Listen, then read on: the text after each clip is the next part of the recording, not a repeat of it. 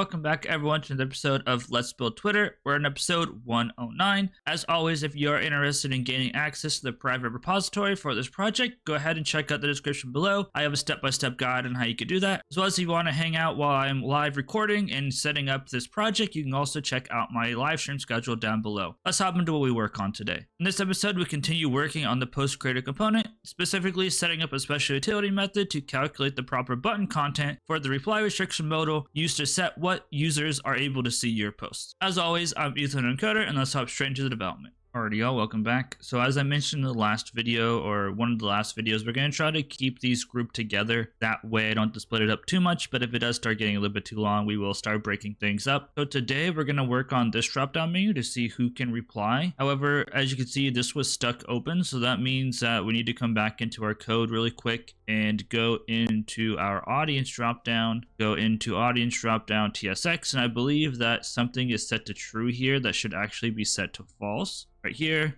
this should start out as false instead of true, and that should fix that up. For refresh, it only opens up whenever you click on it.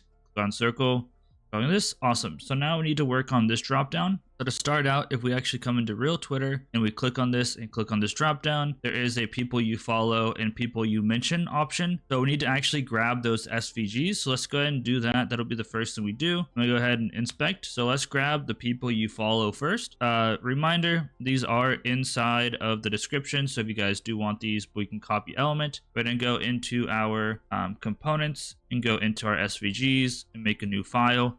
This will be people you follow svg.tsx, and we'll just go ahead and import our svg props from our global interfaces and export default function, and this is people you follow svg. This will take in props of svg props, and then we will return and paste in our SVG. We don't need this class, so the class ends like right there. Clean this up a little bit.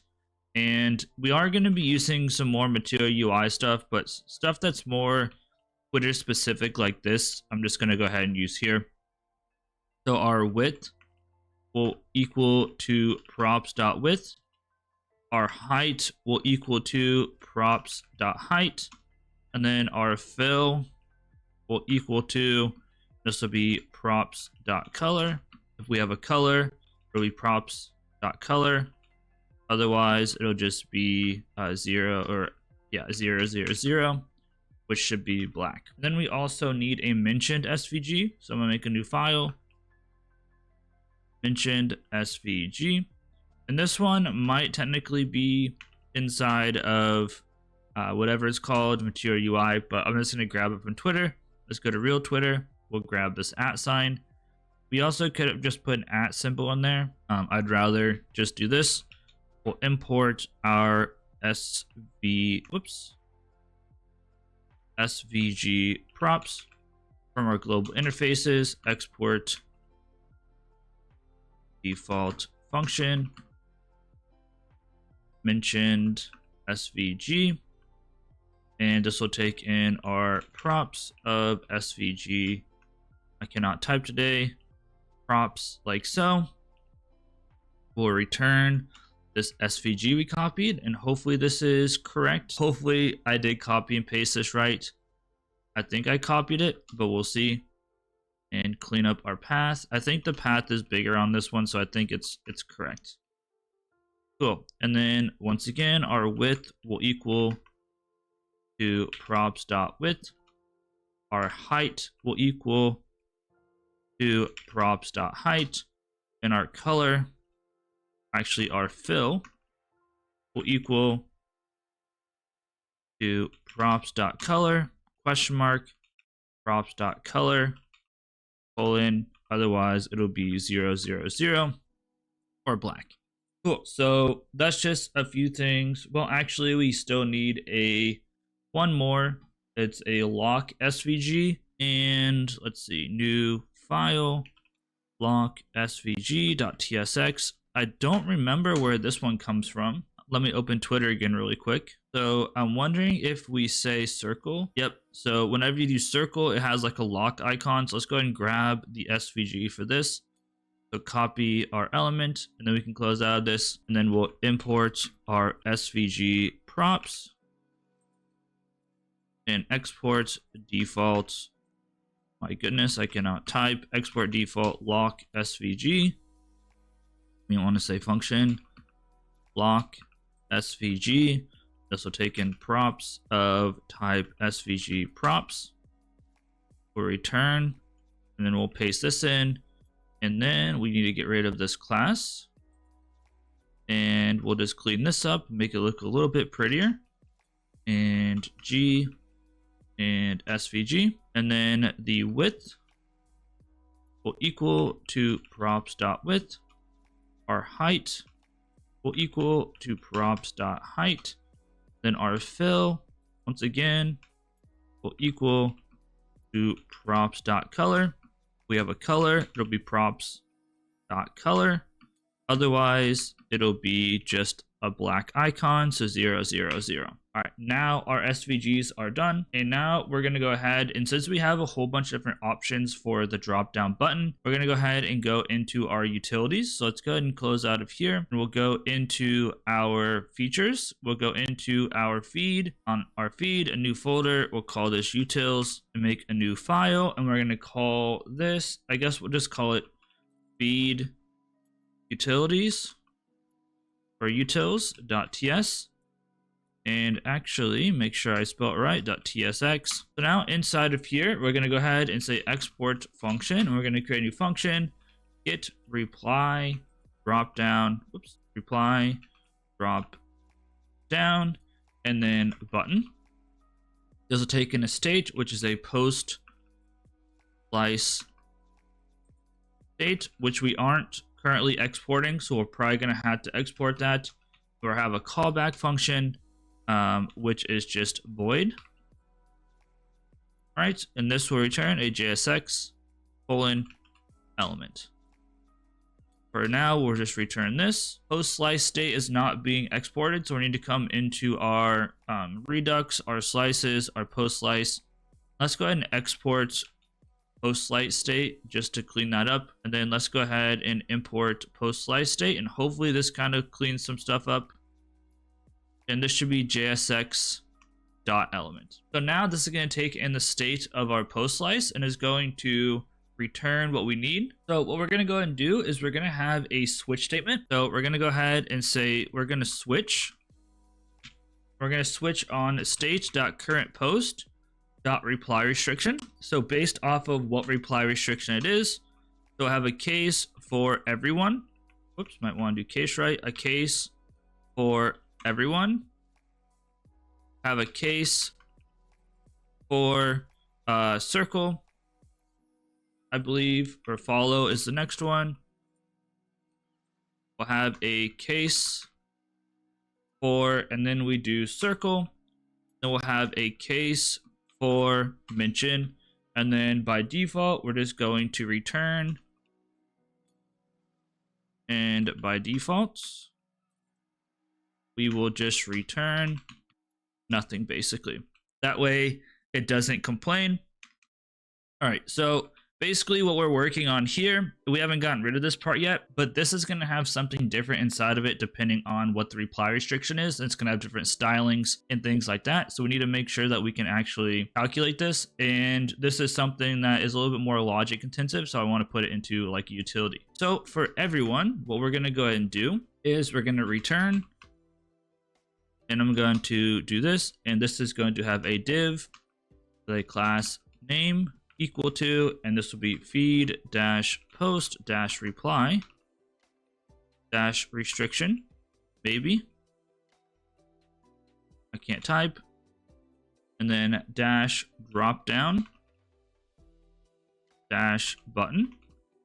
And honestly, we're going to have this for all of these. On click, we're going to call the callback function like so, and then like that. So now this is going to be for all of these basically. So follow will also have this, circle will have this, and mention will also have this. It's just what's going to be inside that's slightly different. So the first one is going to be everyone. So we're going to need a globe SVG with a height equal to 14, a width equal to 14, and then we're going to have a color equal to, and we're going to have our Twitter blue. So 1D, A1, F2. Make sure it turns into Twitter blue. Cool. And then this one is going to say everyone can reply. So that's our everyone. And then here we're going to have a people you follow SVG. And I'm going to copy and paste this part just to speed things up a little bit. So because it's going to be the same. And then this is going to be people you follow and reply. Cool. And then circle is going to have a lock SVG. So this one is going to be slightly different. The width and the height are going to be the same, so we can copy those. However, our color is going to be RGBA, and this is going to be 29, 161, 242, 0.5. And hopefully it looks good. And then this one is going to be only, whoops, let me actually close this. This is going to say only your Twitter circle can reply. And instead of drop down button, this one's going to have dash disabled. Finally, we have mention. So mention's also fine. This one's going to have a mentioned SVG, and it's going to have the regular old colors and everything, and that's fine. This is going to say only people you mentioned can reply. This is going to calculate what our dropdown just text should be in the color and everything, and this is good to go. So now what we want to go ahead and do is kind of do something similar to what we did last time and extract the component that we're working on. So make a new folder, and I'm going to say feed post, and then this is reply restriction. Drop down, and we'll make a new file, feed post reply restriction. Drop down .tsx, and I'm gonna go ahead and rename this just because I've had a really hard time actually naming these. New file, paste .css. Import that from React. We need our use selector and our use dispatch from React Redux. We need our import our app dispatch and our root state from the Redux store, and we need to import our update current post. Let's go ahead and also really quick import our // and can we paste that? Of course not. Feed post reply restriction drop down .css. Sure, I probably did something wrong there. Export const feed post apply restriction drop down, and this is a react.function component equal to this. And what we're going to do is we're going to return, and now I'm going to go back into our feed post creator. I don't think we need that open. We'll go into a feed post creator, open up feed post creator, and I want to find our creator reply, and we're going to copy this guy. We're going to get rid of it, and we're going to just paste it in here. Now, of course, active is not going to be working, and we do need to import globe SVG. I think we might actually need it. We'll find out. And for now, I'm just going to get rid of all of this, get rid of this, and that should be safe. And then what we'll go and do is we will import our feed post reply restriction dropdown, and now it should kind of be back to where it was before. Of course, we got a few things that we need to set up. This isn't going to be working completely properly, but we should be back to like where we were. It looks fine. Everything should be good and dandy. And we'll have to pull some CSS and stuff out of different things. Unfortunately, that's going to be it for today. If you guys enjoyed, please stick around for the next episode by hitting that subscribe button. You'll know exactly when it comes out, especially with that bell icon. If you did enjoy the content today, please sure to leave a thumbs up. If you did enjoy it, leave a thumbs down. Either way, it helps out with the algorithm all the same. And finally, if you have any suggestions or feedback for me, make sure you leave a comment down below. With that being said, I appreciate you all for watching. Stay tuned for the next episode. Peace out, guys, and I'll see you in the next one.